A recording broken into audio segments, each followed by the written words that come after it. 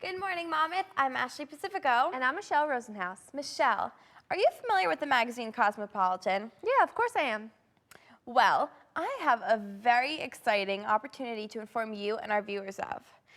My friends, if you have ever dreamed of writing for Cosmo, now is your opportunity. Cosmopolitan.com is looking for you to submit your fun and ridiculous college experiences. In 800 words or less, explain a moment in your college career that you will never forget. It could be from a moment in your favorite class, a terrible first date, or that time you did something really, really, really embarrassing, and well, all eyes were on you. That's a little bit intimidating. I think that's a crazy. really cool thing for Cosmopolitan to do. I know that a lot of college students read that magazine, and I think it'd be fun to kind of experience what other people have gone through in college. Yeah, I mean, what's so great is they're giving these college students an opportunity to write for, a magazine or a website that is probably, it is so huge. One of the most popular amongst people our age especially. So it's a huge honor if your work Yeah. gets selected. So it's a great opportunity. So all you have to do is submit your essay online to cosmopolitan.com, and if your work is chosen, it will be featured on the website, and you get $100. Nice. So sounds like a win-win-win to me. Sounds like a win-win to me too. I think that's really one of the coolest things that they've ever done. I can't stress it enough. So if anybody likes to write or has just a really neat experience that they could just blog about, anyone just can write a crazy. blog. How many Yeah. college stories? It's like that college town life Twitter. Have you ever seen that? No. It's really interesting. They have like college stories and like advice and stuff like that. I think it's pretty cool. So this would be like one of those segments. Definitely. Yeah. So we wanted to start off this week a little bit different. I know we started off last show with an interview and talked a little bit about relationships with our guests. What I thought we could do this week was a little bit different than anything that we have done before. There has been a blog post that has gone viral called Marriage Isn't For You. We thought this article was so heartfelt and relative to a lot of the advice questions that we get, along with some viral things that we show, and wanted to read it to you. So I'm going to start off and kind of read a little bit and just go through what has kind of been said. Having been married only a year and a half, I've recently come to the conclusion that marriage isn't for me. Now, before you start making assumptions, keep reading. What he basically goes on to say is that he met his wife when he was 15 years old in high school, and as it got closer to when he was getting the engagement ready and the process ready, he was getting this paralyzing fear and anxieties. And he decided to write about it, and he actually asked his dad for advice on how to go through with this. He wasn't sure if he should really go through with the wedding. So what his dad said was, "My dad giving his response to my concerns was such a moment for me. With a knowing smile, he said, 'Seth, you're being totally selfish, so I'm going to make this really simple. Marriage isn't for you. You don't marry to make yourself happy. You marry to make someone else happy. More than that, your marriage isn't for yourself. You're marrying for a family. Not just for the in-laws and not all that nonsense, but for your future children. Who do you want to help raise them? Who do you want to influence them? Marriage isn't for you. It's not about you. Marriage is about the person you married.'" So after that, he kind of went on to explain how he realized that that was the person that he wanted to spend his life with. And it kind of took him aback and made him really realize that marriage wasn't about him, it was about his new wife, Kim. And I thought that was really, really interesting. Yeah, I think that's a beautiful blog post. Yeah. I was reading it after 12 people reposted it on my Facebook page. Everyone was posting Well, about not this. on mine, but on my feed, and Yeah. it was unbelievable. But at the same time, I think marriage is very scary, and I think those thoughts are kind of natural. Like, oh my God, what if this isn't the right person? You don't know, but I feel like everyone has those fears. And kind of going back to, I know we were talking about Cosmopolitan magazine before, to kind of play devil's advocate, they were like, well, this is totally wrong because you want to find someone that makes you happy, that makes you feel selfish and feel this way about yourself that you've never felt before. That's what marriage also is. So it kind of goes both ways, that it's not about you, but it sort of is. You want to make yourself happy, and you want to make yourself so that the other person loves you, not just one way. yeah, no, absolutely. I think that was the best advice that I've heard about marriage ever. Yeah. We're 21, relatively young, so marriage isn't close, but it's on the horizon. That's one of the next big monumental things that people Right. our age typically experience. And I mean, think about it. Like, marriage isn't a selfish thing. And I think that's why some of them go down a very dark path, because people go into it thinking, how is this going to better me and Right. only me? I mean, it's kind of cool because if you think about it, if you have a significant other or someone in even college that you are with right now, it's kind of scary to think, what if you're with them for the like, what if? I know. It's a little bit intimidating, and then you kind of get selfish, and it's like, well, is this my right move? Is this the right way for me? So Yeah, kinda I think cool. that's why your early 20s are very just like, oh my God. Like, yeah, very stressful. it's like, wow, I really, really like this person, but I'm moving on with my career. Do I move on with my relationship too and see what else is out there? And then Right. that's how people miss their opportunity. You hear it all the time. That's people miss their opportunities. You know, we broke up because I was selfish, and now we're, you know, now I'm like, oh my God, I made a mistake. And he's like, see ya, sorry. Right. You know, like, I've moved on.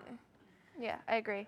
Well, if you want to read any of the rest of that article, the author, the blogger, was Seth Adam Smith, and the article was called Marriage Isn't For You. And that's actually all the time that we have left for this segment, and I'm glad that I could share that with everyone.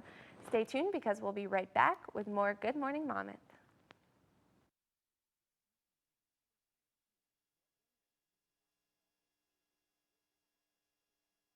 Band-Aids, there's a whole first aid kit, actually. Mom, I can handle it from here. You don't have to be perfect Have a great day.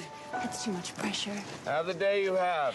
to be a perfect parent. There are two people in the world who want you more than anything. They'll make some mistakes, but they will love you more than you can ever imagine. There are thousands of children in foster care who will take you just as you are. My life is full of statistics. Thing is, I could have dropped out of school and become one myself, but I didn't, because I had people that believed in me. Here's another statistic. 7,000 students drop out every school day. That's one every 26 seconds. It's time that students know that we believe in them. Inspire a student and share your message of support at boostup.org.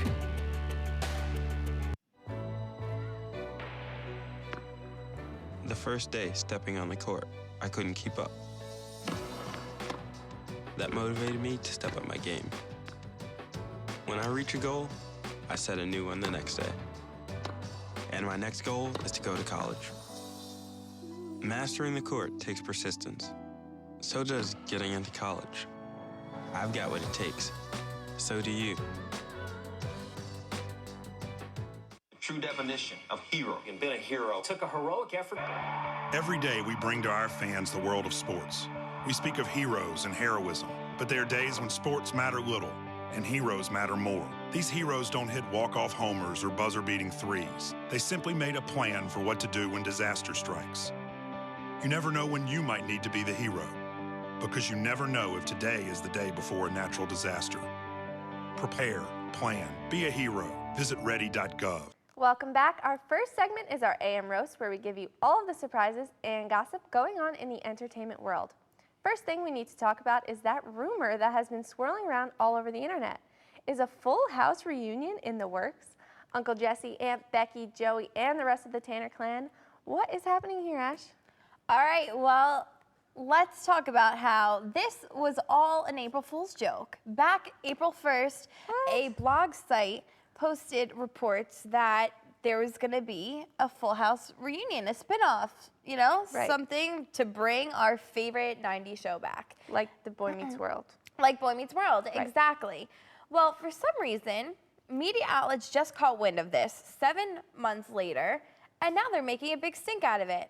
And it's not not true? necessarily true. No. That's so depressing. How sad, right? Yeah. So Candace Cameron Bure, who was DJ Tanner, Right. says that, you know, there's been no serious talks of any sort of spin-off, but she would most definitely be up to it, and if the script was right and there was some sort of movie attached to it, yeah. Ooh, a movie, a Full House movie. But Like I the was Brady reading Bunch? that the Olsen twins wouldn't be in it, so I would absolutely need Whatever. Michelle Tanner. No, I would need Michelle Tanner in that movie. I don't know. We couldn't get the same cuteness out of You're right. out of You're right. She's Mary a little Kate and Ashley anorexic, a little Olsen. weird now. You're right. Oh, oof. Ouch. No, but we couldn't get the same cuteness out of them then. Like, there's no personality within them now. So, and then you also can't replace them with other actresses. You know how, like, some shows used to try to do that? Like, swap the same character but different actress? We all know Michelle Tanner. Yeah. Tanners, okay? Like, you can't play us on that one. All right, true. So, unfortunately, as of right now, womp womp, not true. No Full House. But who's cleaning house? Oprah Winfrey. This weekend, Oprah did a little spring cleaning. Well, wouldn't that be fall cleaning? A little bit. A little bit of fall cleaning. And she had an epic yard sale. And by epic, I mean she had tents filled with stuff from her 3 homes. Her one home in Hawaii, Indiana, and California, placed on Polo Grounds in Santa Barbara, California. The 59-year-old media mogul made a reported $600,000 from a yard sale. What? However, she will not be keeping the money. Instead, she will be giving it to her charity, Winfrey's Leadership Academy for Girls in South Africa. That must have been a good yard sale. I would have paid big bucks. I Well, can't even probably. imagine what that would be like, because even on her show, you get a car, you get a car, you get a car. I'm sure she had giveaways at her yard I'm sure she had sale. plenty of giveaways. I'm sure she had plenty of things going on that were just kind of... I feel like it was probably like an Oprah carnival. It might have been. And to think, I mean, obviously she's giving it all away to charity, so that's really the most important part of it. Right. But I wonder what was given out at the yard sale. What does Oprah Winfrey have that normal, everyday people can use? Buy? Or like, what did she not want And anymore? what did she sell things for? Because if she might have given away a car, but she only made $600,000, so... I mean, how many things did she give away? Did she give away, because it was 3 houses worth?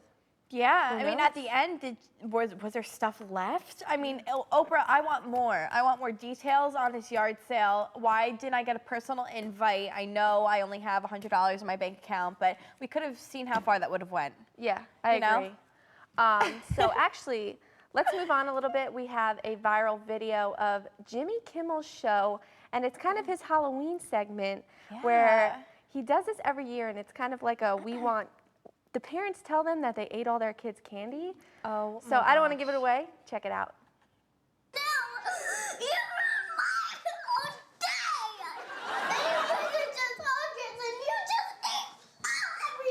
I'm sorry.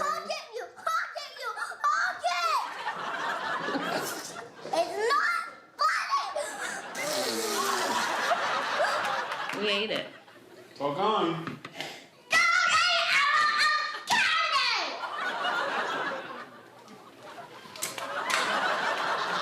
I'm so sorry. I hate you!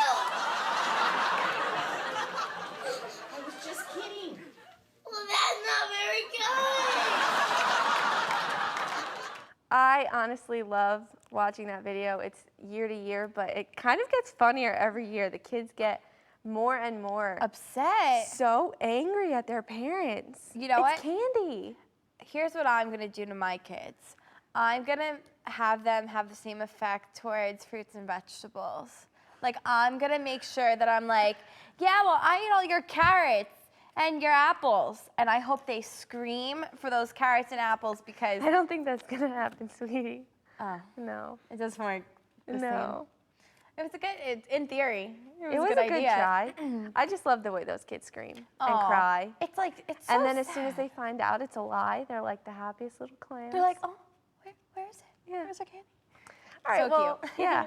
This Halloween, there was all kinds of costumes, both good and bad. However, Alicia Ann Lynch won this year for the Worst Costume Award. The 22-year-old from Michigan dressed up as a Boston Marathon victim. She posted a picture up on Twitter and put the hashtag too soon. Because of all the negative media attention behind this, she has lost her job and is even getting death threats because of her Halloween costume. Honestly, this was sickening to me to even see, because I did read the article as soon as that came out, and it looked like the picture was taken at work. She was in a cubicle. Yeah. So the fact that she got fired from her job, like, you thought that was funny to show up as a victim? It infuriates me, actually. How can you make light out of such a situation that was so serious and affected so many people. And you, like, I don't care if you're 6 bottles of Fireball in, whatever your drink is. I don't care how, like, you're this close to blacking out on the floor and you're like, oh, what can my last minute Halloween costume be? You never pull a stunt like that. Yeah. And I'm glad. If your job wanted to keep you there, forget it. Like, there were a lot of reply tweets to her also. I know that someone was like, what were you last year, a cancer victim? And like, it's kind of true. Where your boundaries lie. No boundaries. Someone also decided to retaliate a little bit and found her personal information, and that's why her family is getting death threats. They have her home address, her full name, all of her information. So that's why this is kind of escalating as much as it did. If it was just a normal Twitter post, I don't think any of us would necessarily be talking about it right now, but there was so much. I would love to hear what she has to say for herself, honestly. Me too. I mean, at this point in time, wouldn't you want to make a statement? I mean, first of all, there's nothing she could ever say to make this right. It's not funny. It's a very serious issue, and what she did was absolutely wrong. And, I mean, an apology to the public and everyone who is involved in that situation or affected by it deserves an apology for her making fun of it. Yeah, I totally agree. So let's take things down a notch before I get a little too heated over here over that situation, all right? Let's move on to a little bit some happier news. Okay. Well, things are starting to look up a little bit for Lea Michele. Actress Lea Michele, you know, she lost her boyfriend, her soon-to-be, I think, fiance, Corey Monteith, this past summer. She's about to release her debut album, and there's even a rumor now that Glee will be having a spin-off about the Glee Club kids after their graduation. Okay. So this apparently is going to revolve around them in the city and follow not only Lea Michele's character, but also follow Chris Colfer and Naya Rivera, who I know was trying to get a spin-off for her character on her own. Yeah, I think that's really cool. Glee without Corey Monteith is a little bit different, but I'm glad that they're kind of moving on. I know that was such a popular show, but this is cool. But you know what? And good for Lea Michele. I'm very happy for her that things are, you know, looking up. She's really surrounding herself by her friend and work. You know, she's kind of trying to distract herself, it seems, a little bit. That's healthy. That's good. But I also am kind of concerned. The spinoff, to me, like, they're all going to be very successful. Is it going to turn into a Gossip Girl, you think? I don't know. It might. There's that possibility. You know, like, because you know Lea Michele is going to be some Grammy artist living some lavish life. You know, her character, Rachel Brady, she's going to be some sort of famous something. Yeah. So, well, unfortunately, that's all the time we have left for your AM roast today, but we want to quickly transition into MU News.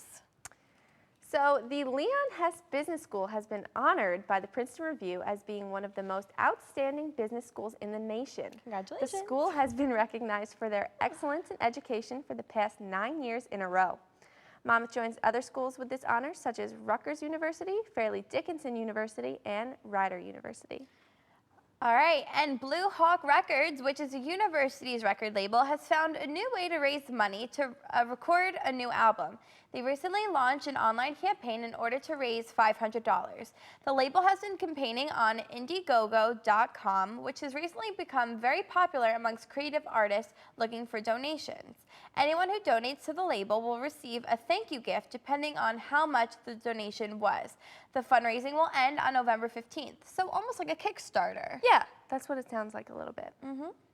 The Monmouth Confessions Twitter page has recently come under fire by school administrators.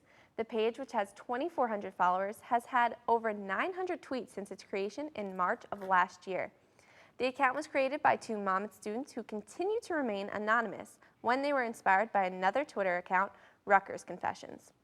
While many students support the account by sending anonymous tweets, other students are seeing this account to be potentially harmful to Monmouth's image. Due to the account's popularity, other pages have been created as a result, such as Confess Monmouth and Monmouth Exposed. School administrators are encouraging students to boycott the accounts in hopes of forcing the creators to delete them. This is a bit of a touchy subject Oh, because yeah. I think everyone that I know at school follows Monmouth Confessions. And I have not seen one like That's nice. legitimately Yeah. nice post on Monmouth Confessions. No, they're very kind of dirty, grimy, and nasty, and just calling people out. It doesn't make me proud of the people who go to school with me. No, No. not at all. And I know that a lot of teachers are unhappy with this, and professors and administrators, and a lot of people kind of want to stop the page, but I think they're having trouble because I don't think there's anything necessarily legally wrong. They're not damaging, I mean, they're damaging reputations, but I know that athletics told us that we had to unfollow them last year, and I know that a lot of people followed them back again this year because it was kind of back up and running. Right. But it's something that's very tricky. I get so embarrassed for the people that are involved in the tweets that are being spoken about, but I'm also just so embarrassed for the people that are physically writing the tweets, even though they're still like completely anonymous and I really have no idea who these people are. It's like degrading. I also want to completely. know if anything has ever been tampered with. Because if something's maybe not spicy or harsh enough for their terms, I wonder if they change it and maybe exaggerate the situation. Well, for a while, Monmouth Confessions and Confess Monmouth, or vice versa, we're going back and forth, like, you know, step it up a notch, step it up a notch. Have you read the posts? I think you guys have done It's enough. embarrassing if you're in that. Like, it's genuinely something to be upset about. And I mean, I don't know if names are actually collected at some point before it hits Twitter, but be careful, because if names become unleashed, watch out, Mom's it can be Confessions. dangerous. Yeah. Well, that's all for MU News, but we'll be right back with some great advice to come. Stay tuned.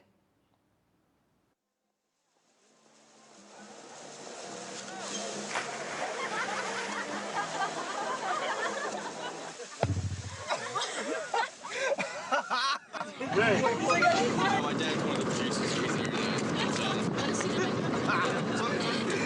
Bring this week.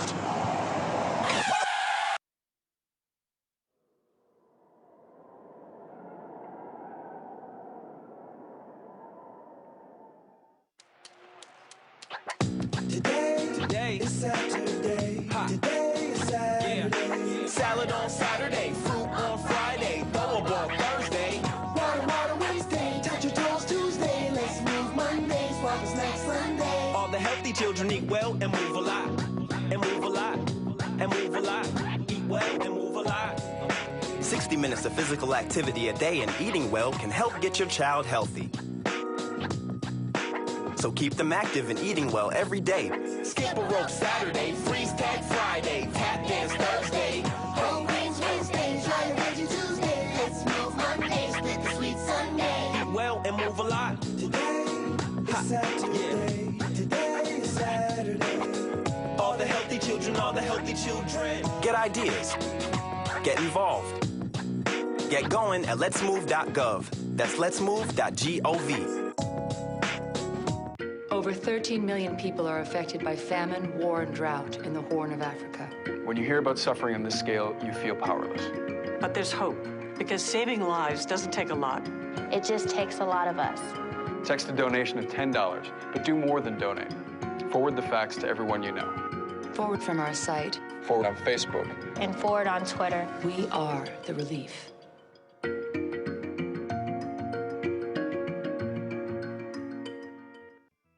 Welcome back. Let's get right back into things with our AM advice.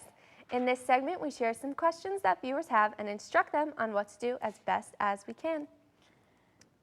All right, so our first question is, hi Ash and Michelle, my best friend's birthday is coming up and she wants to go to Atlantic City.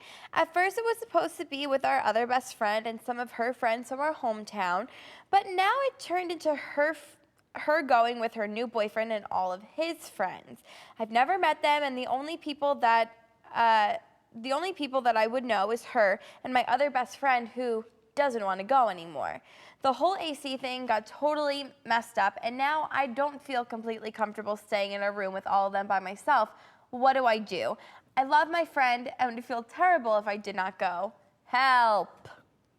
This is a hard situation because you do want to be there for your best friend, Yeah. but you also don't want to be uncomfortable, especially in a place like AC. You don't want to feel like you're alone.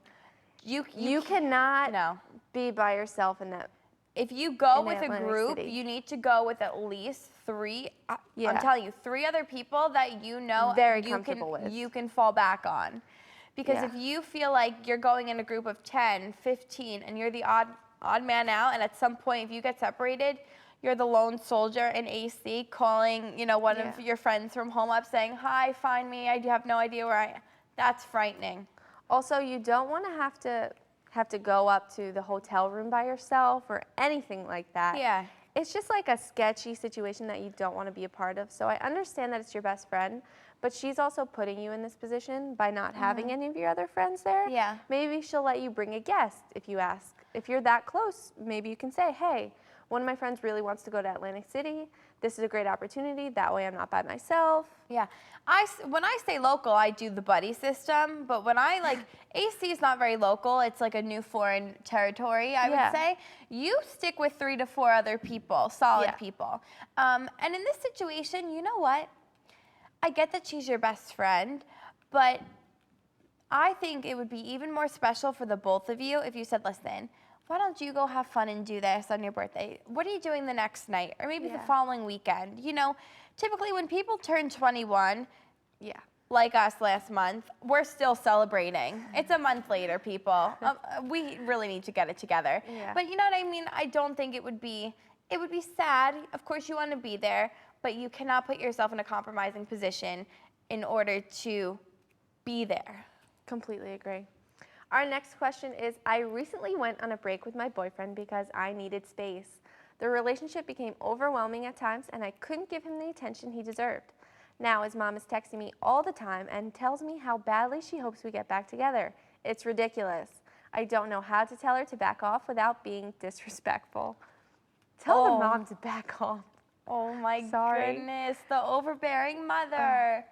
That's so sad because you know what, like when you're dating someone, typically if they have like a really great family, You're dating the family. It's a package deal. And so of course the mom with a boy, with her son, does not want to see a son, right. The great son. The great son does not want to see problems happening in his relationship. No. Here she probably thinks like, "Oh my God, they're not getting married. Why that accent just came out?" And I'm trying to pretend like I'm gonna be one of those mothers.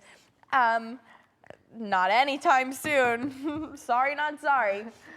40 when I'm 40. But I'm just saying.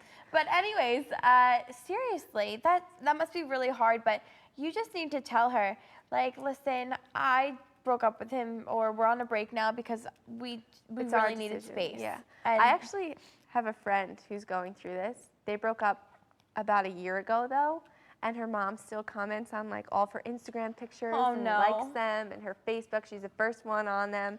And she's like, "Oh my God, you look beautiful." And I think the mother thought that they were like getting married or something, but she's a sophomore in college. Let the girl have fun. Like, she doesn't want to be with your son right now. I'm sorry. Oh no. Yeah, it's rough. Oh, it's hard. It's hard because moms are typically really cute, like really cute and really sweet. Yeah. And you don't want to hurt their feelings. They didn't do anything wrong typically. Yeah, I agree.